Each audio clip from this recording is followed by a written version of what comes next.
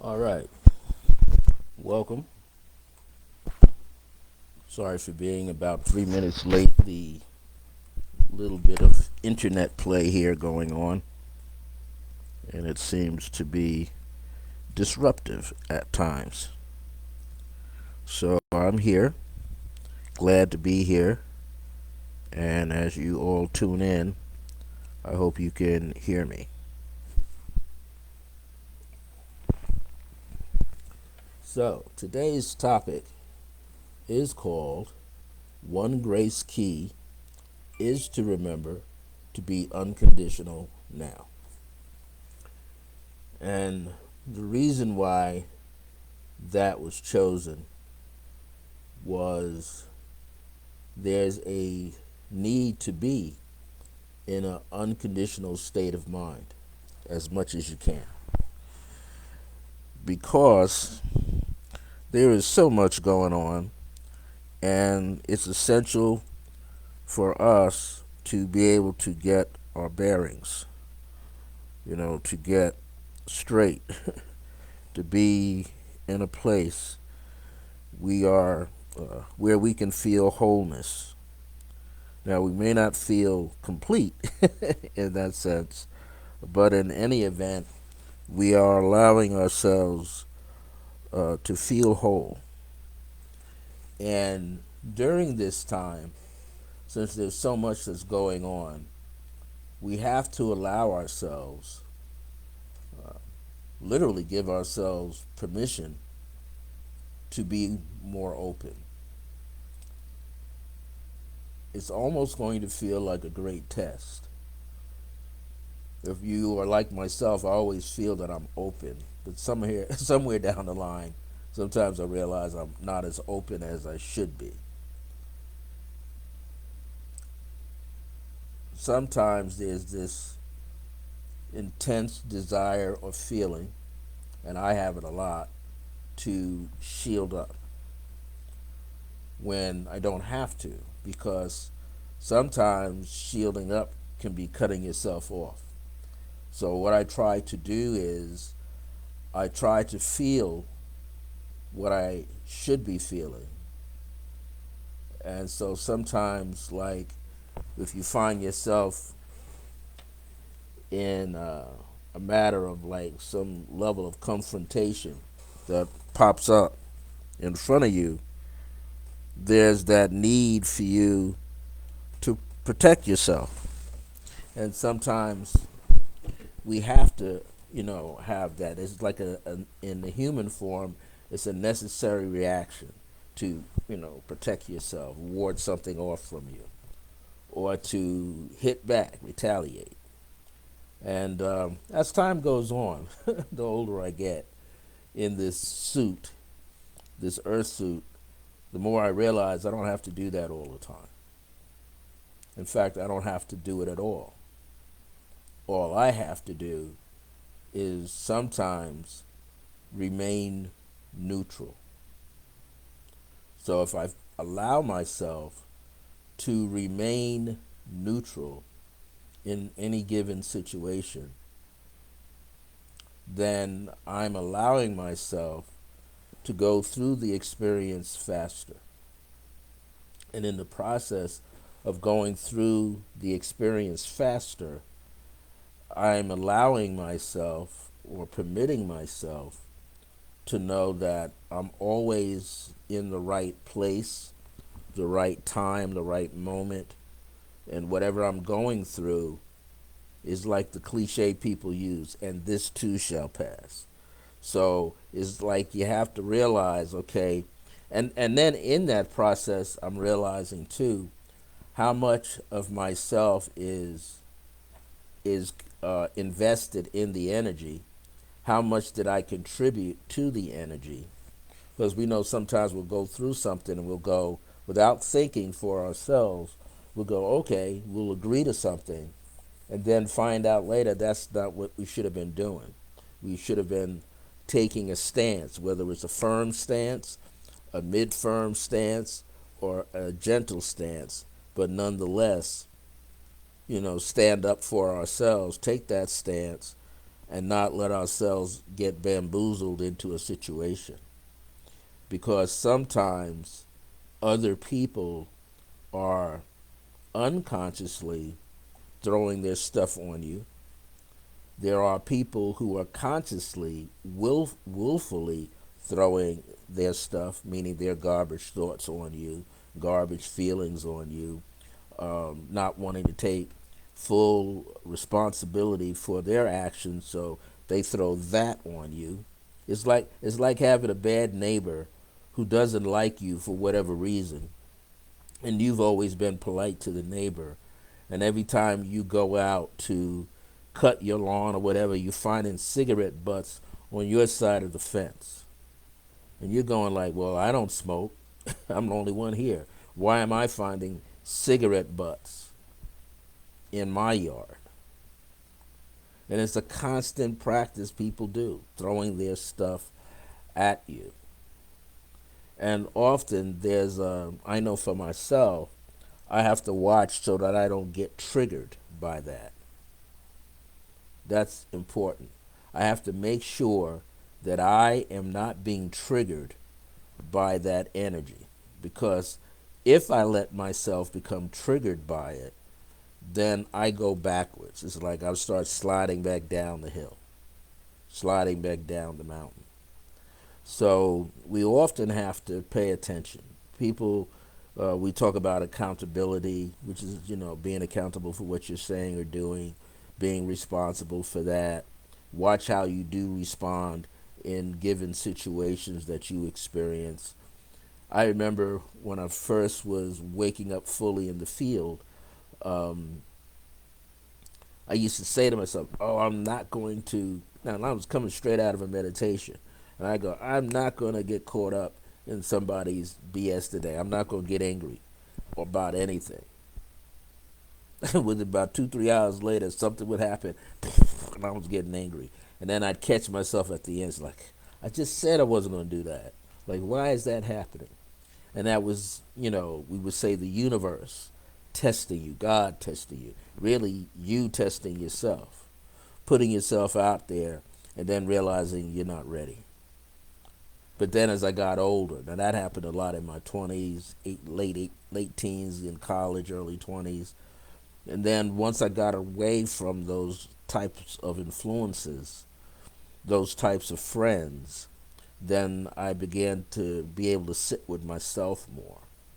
And that's when I sought out, I learned Tai Chi my senior year in college, and I started seeking Tai Chi instructors.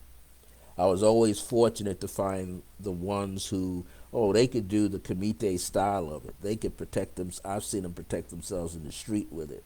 But that's not where I was headed. I was wanted to fix these loose puzzle pieces that I knew. I had anger going on inside that had been accumulated, not just my father's dysfunctional alcoholism, but also, some of my mom's uncles and my father's side.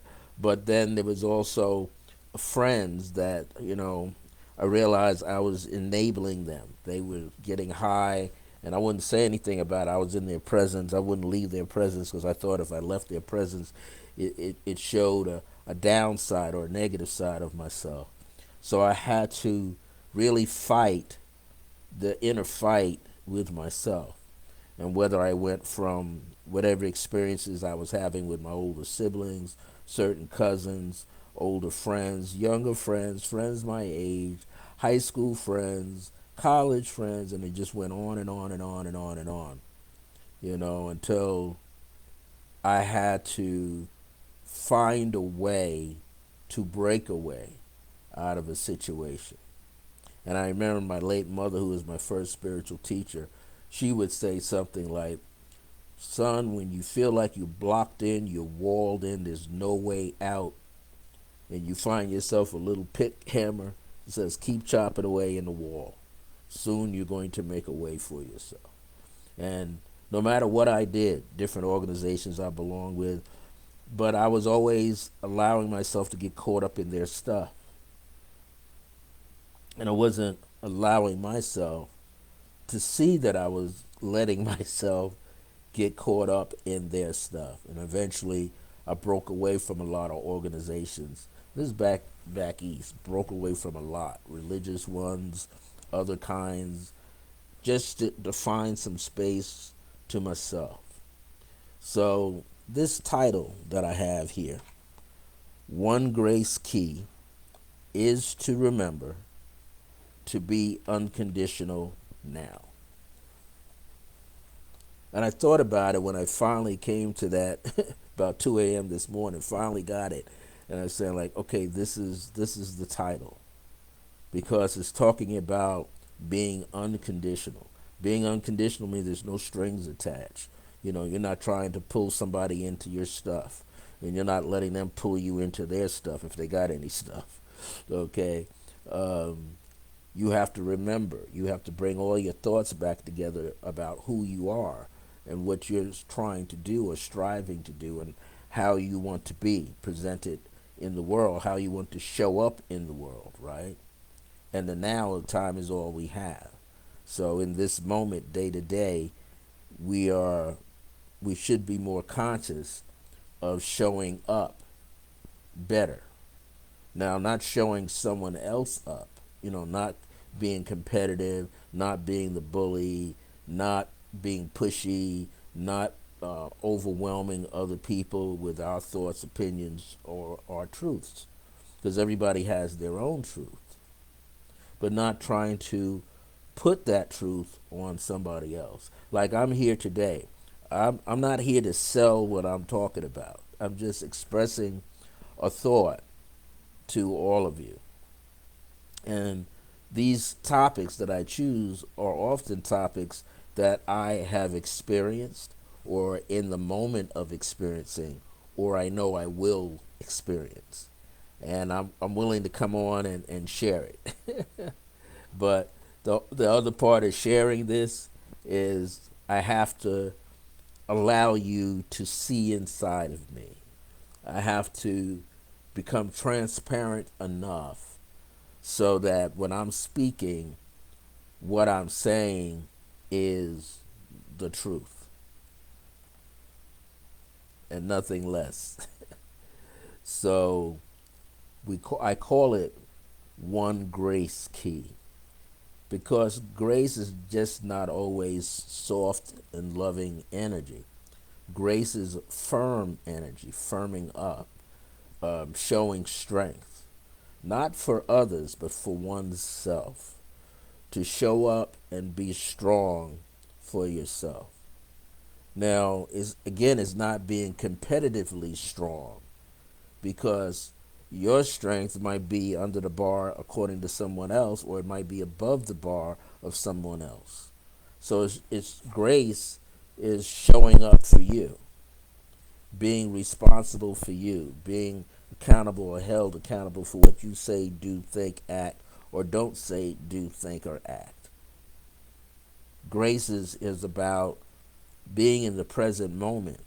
The spirit of grace exists in the ethers, in your body and outside your body all the time. It never leaves you. You just have to begin to recognize that it's a part of you and that you can draw on it. Well, that word, that phrase, one grace, the one grace is a key, see? So it's the key that what? Unlocks you first. You have to unlock yourself. In one of the books I wrote, Akhenaten called chapter 2 in his book, The Open Door. And I've come across that phrase even before knowing he was a guide, a part of my group. To be open means the open door, not just open the mind to be able to listen and to receive thoughts, to receive impressions, to receive lessons, to receive good teachings from others, not just opening the mind, but doing what? Taking the little ego, the miscreated ego, and putting it aside, not destroying it, but putting it aside, so that we can do what? Be really wide open. And then open the heart. Go within and open the heart so that you can receive, so you can feel what you are to feel. There are certain desires. The word desire means from Father, okay, from the Father. So where are you coming from with this healing, teaching? What are you aligning yourself to, attuning yourself to? What are you willing to do? I think in one of the other pages or groups I belong to here on Facebook, um, the person posed the question, what kind of risk? And I'm not quoting it exactly, so I'm just kind of paraphrasing what I can remember. The word risk was used, R-I-S-K. So what kind of risk are we willing to take in order to see a definite change? Sometimes that risk is just putting yourself out there, being as open as you can. Again, and also being transparent. What is another form of a risk? Letting people know that you're not perfect. Another form of taking a risk is allowing yourself to be seen in the world without hiding. One grace key to remember is that you must bring yourself back in. You must rein yourself back in. You're all over the place. How many can say that you're all over the place? How many can say you don't feel like getting up in the morning? How many of you can say that sometimes you want to sleep late? And you do. But it's allowing yourself to do that. Allowing yourself to experience that. And know that not every moment is going to be an out of sight, acceptable, fantastic party atmosphere moment. There is going to be some times when it's absolutely quiet around you. And you don't go, oh, it's just too quiet. I got to go out and do something. No, that's the time to stay home when it's that quiet and allow yourself to bathe in that quietness, which is allows yourself to bathe in moments of self-evaluation. Like, well, what did I do today that I could have done better? But again, don't hold on to it. Just like I was watching a football game. I like to watch some football. And it was the Ravens, Baltimore Ravens, against the Kansas City Chiefs.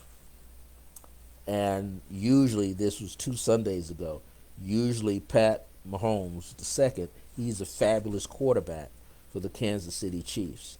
He has that selective memory where he doesn't have to remember anything. Even if he throws an interception, he knows he's going to do better at the next go-around. And the young quarterback behind him, also a Heisman Trophy winner, Lamar Jackson. And he has developed that. He threw, I think, 2 interceptions during the game. One would have been a touchdown, but he knew when he released it, he shouldn't have released the ball.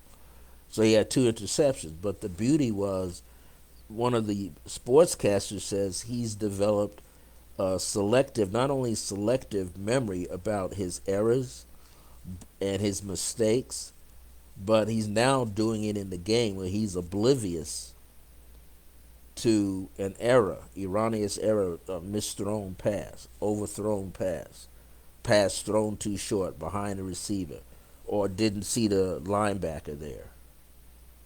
Also, he became oblivious to the crowd because it's a home game. So he's in the home stadium. But he became oblivious to the sound. All he hears is he and his 10 people offense, 11-man offense, facing 11 men on the other side. 11 is dreams and visions in numerology. It holds secrets and being in confidence. Okay, but 1111 is 22. And that's the ability to materialize the dream, right? To bring it into fruition.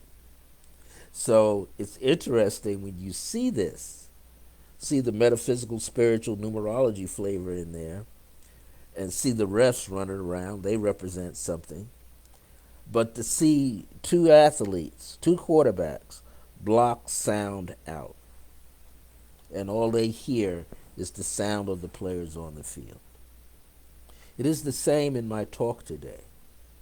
One of the grace moments in your life is not to let too much of the external stuff overwhelm you and block you from tuning in to your internal nature. Nature being the truth of who you really are, that's constantly there, constantly rebirthing itself. Getting ourselves to the point where we don't hear outside forces. When we could do that and don't let outside forces interrupt us, then we're in better control of ourselves. Now we're developing self control because we're not responding to anything.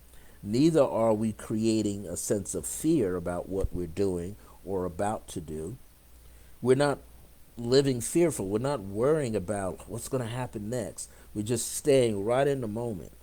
You know, there's a lot of thoughts zipping through our mind and a lot of feelings zipping across our chest and inside our body that's saying this could happen, that could happen, this could happen. Watch too much news, this is going to happen. You're going to bring this into your sphere. You don't want to do that. You want to be in a place within yourself where you are absolutely calm and peaceful and centered and carrying bliss, which is happiness. You want to be in a moment where you can still think clearly and feel clearly what you are to do. Sometimes you get up in the morning and that higher self tells you, don't go out, stay home. I know you have a pattern. You got to go out, get dressed, and shower, and eat breakfast, and be out the door by 8 a.m. and catch the bus or get in the car and drive. But I'm telling you, don't do it. Wait. Don't rush. Wait. Don't be out there running all over the place. Wait. There are times when we want to go out and you don't have the keys to your vehicle. You notice you don't have your ID, registration. Where's all of that? You're supposed to keep it in the car. Oh, you don't have your license. You don't have this. Now you're getting antsy. What's going on? I want to go out, but something is keeping me from going out. Oh, where's my phone? Now, next thing you do, you just finally realize, look, take a deep breath, let it out.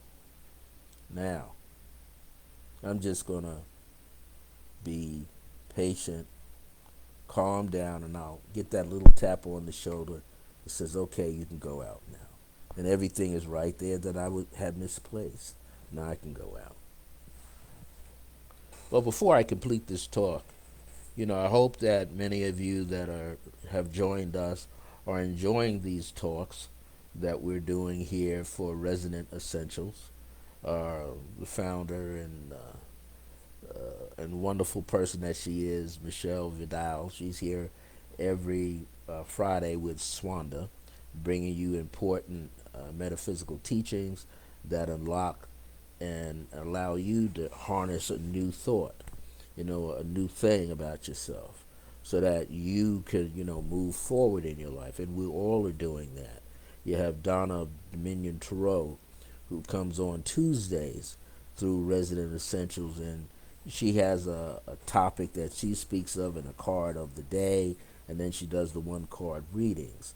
Okay, and then you have this other golden opportunity where on Mondays for a while, and I guess she'll be coming back soon. She's going through some things, but Audrey Wilson from the UK with Whispering Truths, coming on at 9 a.m. Mountain Time on Mondays. So we look forward to having her back and sharing her teachings and her wisdom.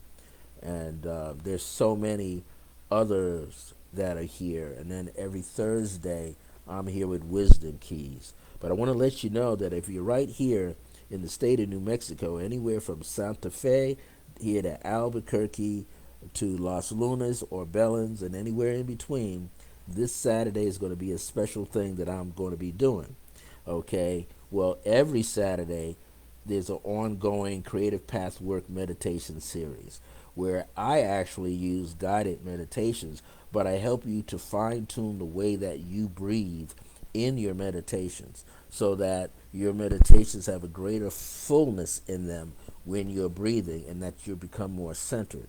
I also use the guided meditations without any music in the background to help you fine tune yourself so I could lead you eventually into the silent meditation mode. So I actually utilize both so that you can have a healthier experience.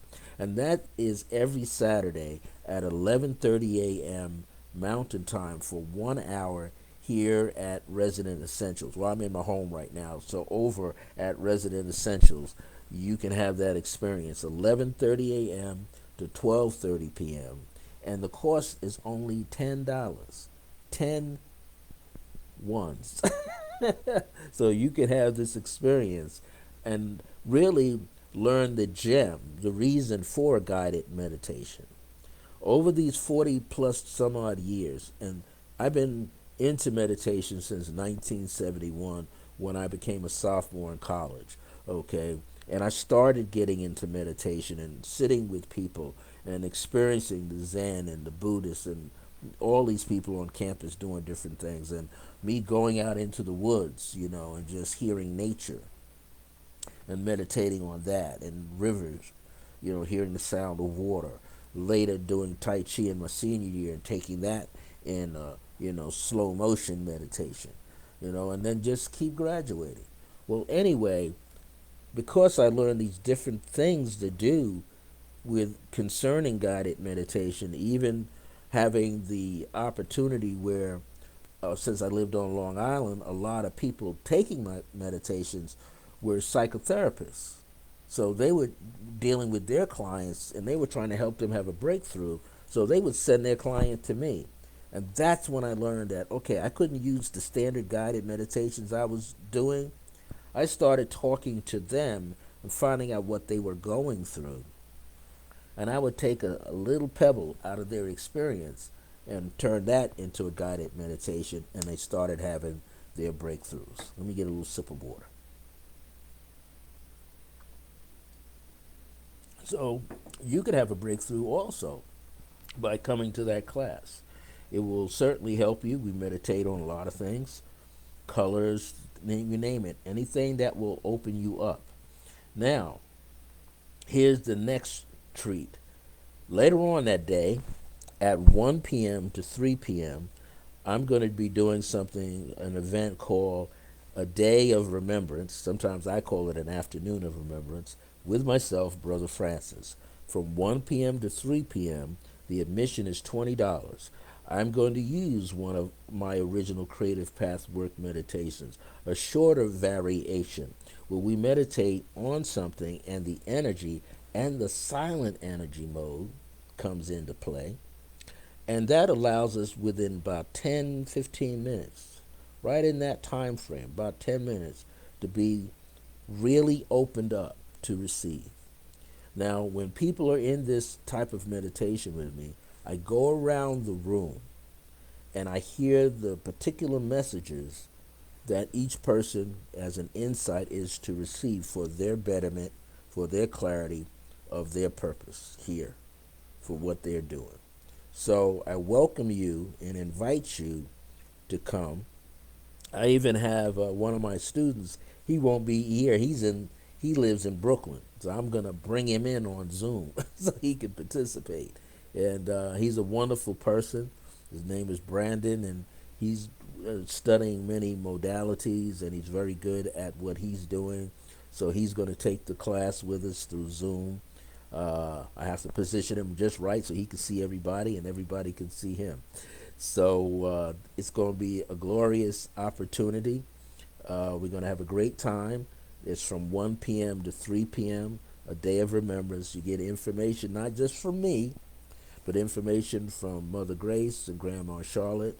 They're my relatives and Mother Grace, my own mother, and the light, able to kick through the veil and allow me to hear the message and give it to you, and many other spirit guides and beings come through for you.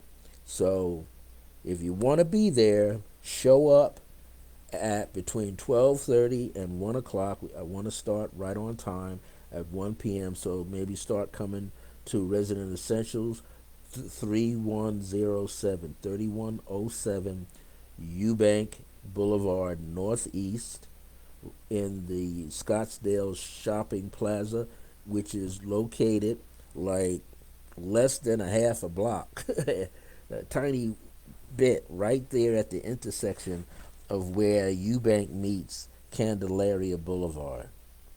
So if you're traveling east on Candelaria, what you're going to do is you'll be able to turn into it. You either come make a right on Eubank, then an immediate left into it, or you can go just past it a little bit. You'll see a McDonald's there, and you can pull in that way. You can come right in that way and work your way around to the building. Okay, and if you're traveling north on Eubank and you get to Candelaria, you just go through the light and you'll see the plaza on your left, and you can pull in. $20 is the admission. Would love to see you there. I know Michelle would love to see you there. I would love to see you there too, to participate in this Creative Pathwork meditation under the heading of A Day of Remembrance with myself. Just $20. And if you want to come for the meditation class, that's $10. So you do both, it'll be 30. I'll take good care of you, I promise that. Okay, so getting back to this subject matter so I can close out. This is a grace key, one grace key to remember for today and to put into motion for today is to be in this awareness, this state of unconditionality now. So you don't want to hold on to anything. You don't want to deal with people under conditions. You should be able to deal freely from your heart. Freely speak your mind, but from your heart. Freely give the unconditional love that you have. But first, give that unconditional love to yourself. Learn to love you first. By loving yourself first, all you're doing is taking better care of yourself so that you can connect with people beyond yourself, be it parents, grandparents, cousins, siblings, children, neighbors. And those of you that have the fur family, they are unconditional love, the fur family. They don't think about what you did to them unless you really hurt them. But they remember you as love. That's my message for today.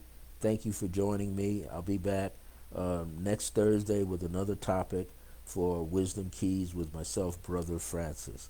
Tomorrow at 12 p.m., which is Friday, will be the channel's Swanda, Swanda, which is Michelle Vidal, the owner of Resident Essentials. So she'll be here at 12 p.m. with her talk, and she will help light up the ethers for you so that you can have a great Friday going into a fabulous weekend.